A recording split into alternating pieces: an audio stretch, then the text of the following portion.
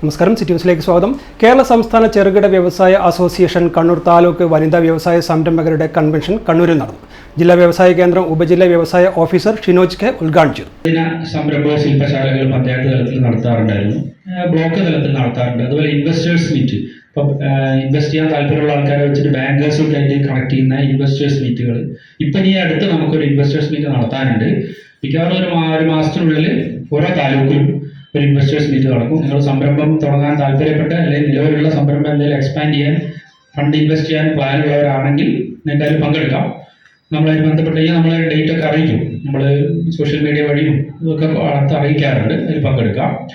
ഇതുപോലെ technology clinic എന്നൊക്കെ പറഞ്ഞാൽ ചില മേഖലകളിൽ ഊന്നിയിട്ടുള്ള 1-2 ദിവസത്തെ പ്രോഗ്രാംസ്, പിന്നെ 15 ദിവസം നീണ്ടു നിൽക്കുന്ന സമഗ്രമായിട്ടുള്ള എന്റർപ്രണർഷിപ്പ് ഡെവലപ്മെന്റ് പ്രോഗ്രാംസ്, ഇങ്ങനെ വിധങ്ങളായിട്ടുള്ള ബോധവൽക്കരണ പരിപാടികൾ വകുപ്പുകൾ നടത്തി വരുന്നതാണ്.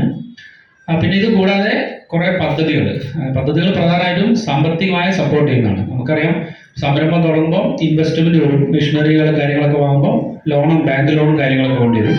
അപ്പോൾ ബാങ്ക് ലോണിന് നമുക്ക് നിലവിൽ വ്യവസായ ലോണുകൾക്കൊക്കെ ഒരു 10% മുകളിലോ ചോടയൊക്കെ ആയിട്ട് പലിശയൊക്കെ വരുന്നതാണ്. അപ്പം അതിലേക്കുള്ള ഗവൺമെന്റിന്റെ സപ്പോർട്ട് എന്നുള്ള എനിക്ക് സബ്സിഡി അല്ലെങ്കിൽ പലിശ സബ്സിഡി എന്നുള്ള ഇനത്തിലുള്ള 5-6 പദ്ധതികളുണ്ട്. അസോസിയേഷൻ കണ്ണൂർ വനിതാ യൂണിറ്റ് പ്രസിഡന്റ് റഹ്മത്ത് CH അധ്യക്ഷയായി. സെക്രട്ടറി സൗമ്യ KP സ്വാഗതം പറഞ്ഞു. അസോസിയേഷൻ ജില്ലാ പ്രസിഡന്റ് C അബ്ദുൽ കരീം മുഖ്യപ്രഭാഷണം നടത്തി. P ഗോവിന്ദൻ, M വത്സൻ എന്നിവർ സംസാരിച്ചു. ബീന അനീഷ് നന്ദി പറഞ്ഞു. News desk city news. കൂടുതൽ വാർത്തകൾ അറിയാൻ സിറ്റി ചാനൽ വാട്സ്ആപ്പ് ഗ്രൂപ്പിൽ ജോയിൻ ചെയ്യുക. ഒപ്പം YouTube ചാനൽ സന്ദർശിക്കുക. വാർത്തയുടെ അവസാനിക്കുന്നില്ല, മറ്റൊരു വാർത്തയുമായി വീണ്ടും കാണാം. നമസ്കാരം.